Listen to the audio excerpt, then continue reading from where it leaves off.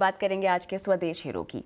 एक दौर था जब भारत में सिर्फ असम तक ही पेट्रोलियम का क्षेत्र सिमटा हुआ था, लेकिन वक्त के साथ साथ इस क्षेत्र में देश ने बड़ा मुकाम हासिल किया और दुनिया में अपना लोहा मनवाया। और इस सेक्टर में हिंदुस्तान पेट्रोलियम कॉरपोरेशन लिमिटेड ने बड़ी भूमिका निभाई है और यही वजह है कि आज हमने बनाया है HPCL को आज का स्वदेश हीरो।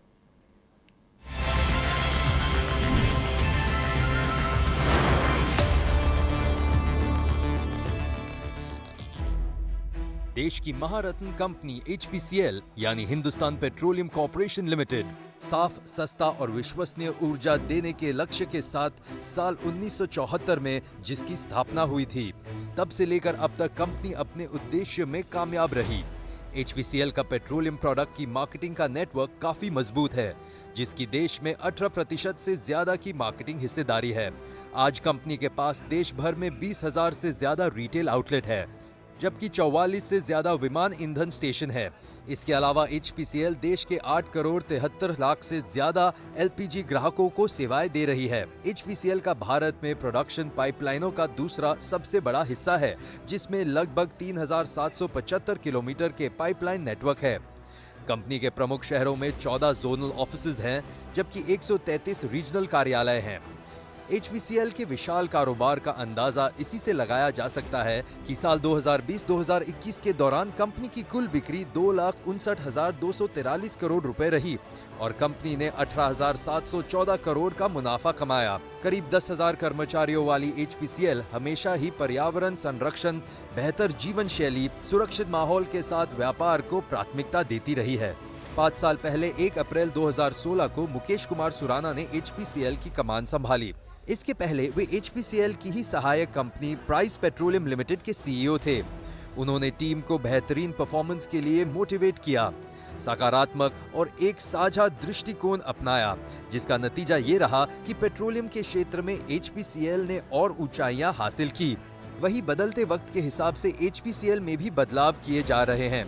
सुराना जानते हैं कि देश में इलेक्ट्रिक वाहनों की ओर लोगों का आकर्षण तेजी से बढ़ रहा है, जिसको देखते हुए उन्होंने EV चार्जिंग स्टेशन की ओर अपना ध्यान लगा दिया है। अब जल्द ही HPCL 5,000 पेट्रोल पंप पर EV चार्जिंग स्टेशन लगाने जा रही है।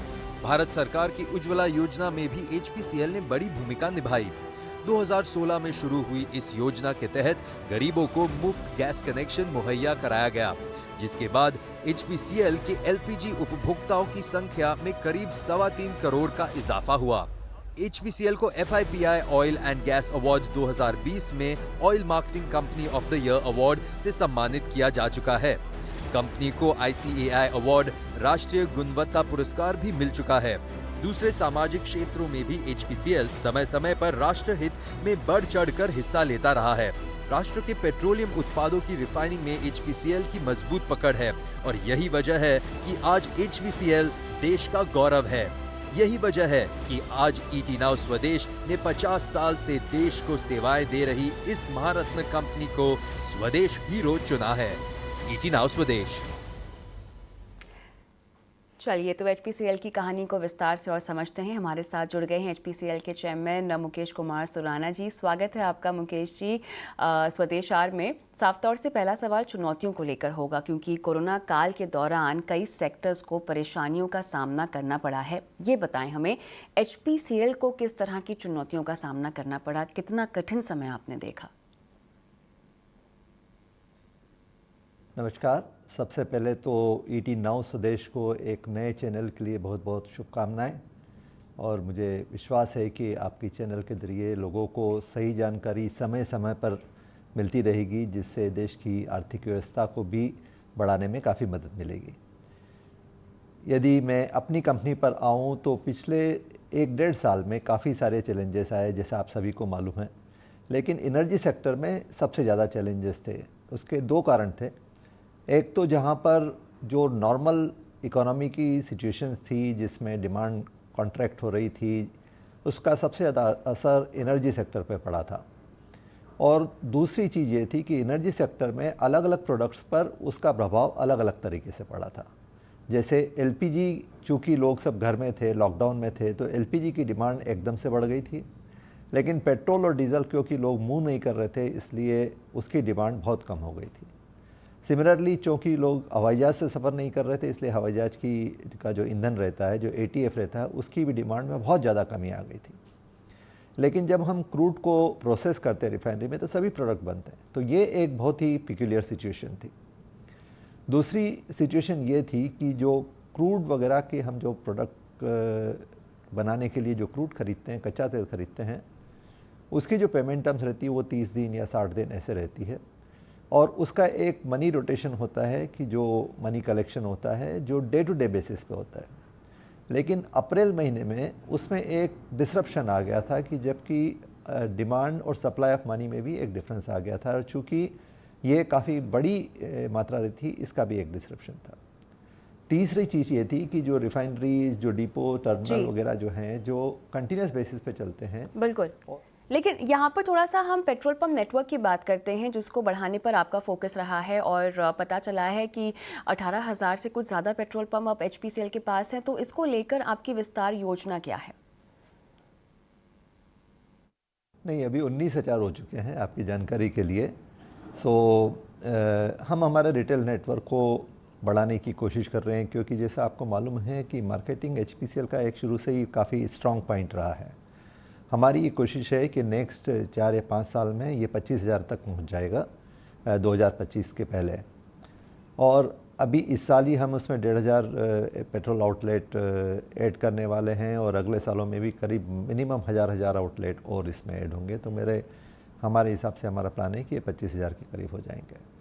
दूसरा, जो आपने GRM का बात किया, चूँकि पिछले कुछ दिनों पहले पेट्रोल और डीजल के क्रैक्स बहुत कम थे। आपने देखा होगा कि ये $2-2.5-3 के आसपास तक आ गए थे।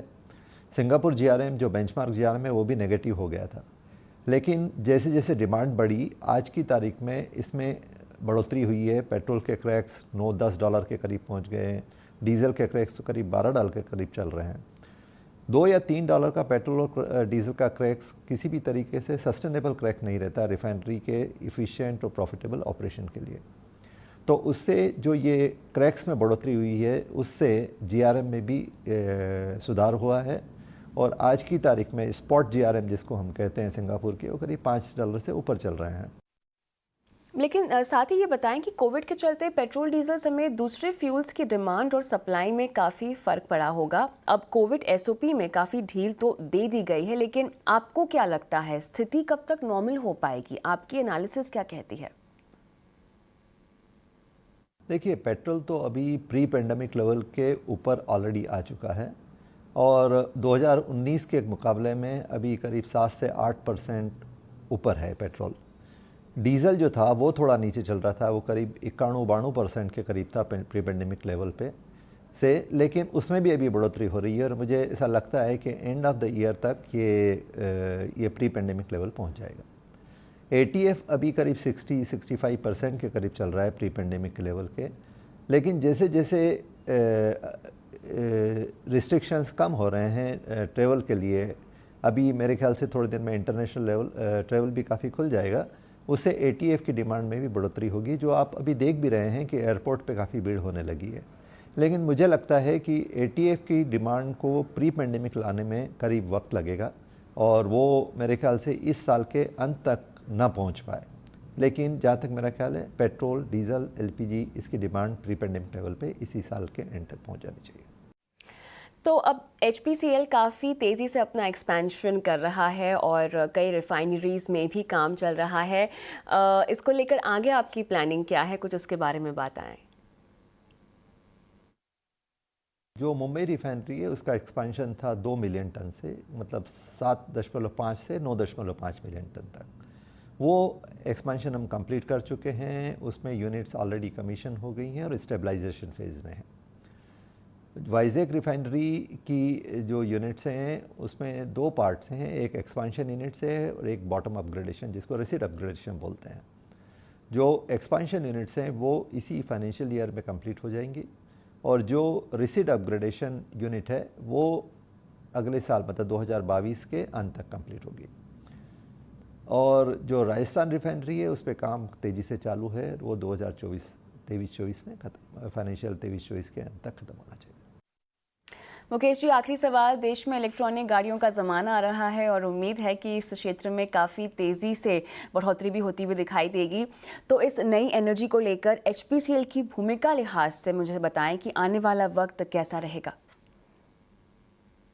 देखिए, ईवी जो है एक नई टाइप की एनर्जी डिस्पेंसिंग सिस्टम है मोबिलिटी के लिए। ई मोबिलिटी एक नया तरीके का एनर्जी रिसोर्स है और उस पे अभी थोड़ा काम हो रहा है। अभी ये एक इनिशियल स्टेजेस है और इसको प्रॉपर पेनिट्रेशन में भी थोड़ा वक्त लगेगा, और स्पेशली इंडिया में।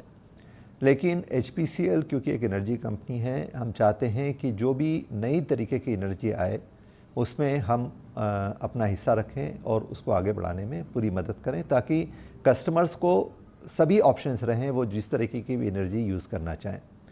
अभी आज की तारीख में हमारे करीब 100 से ज़्यादा पेट्रोल पंप्स पे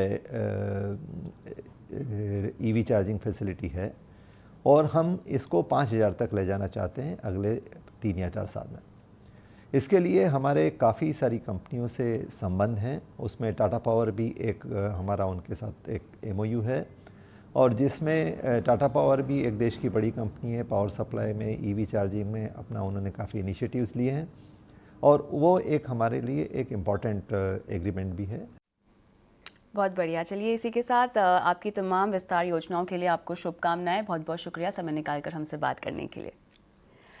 और इसी के साथ स्वदेश आर में मुझे भी इजाज़त दें, लेकिन तमाम खबरों की अपडेट के लिए बने रहिए ET9 स्वदेश के साथ। नमस्कार।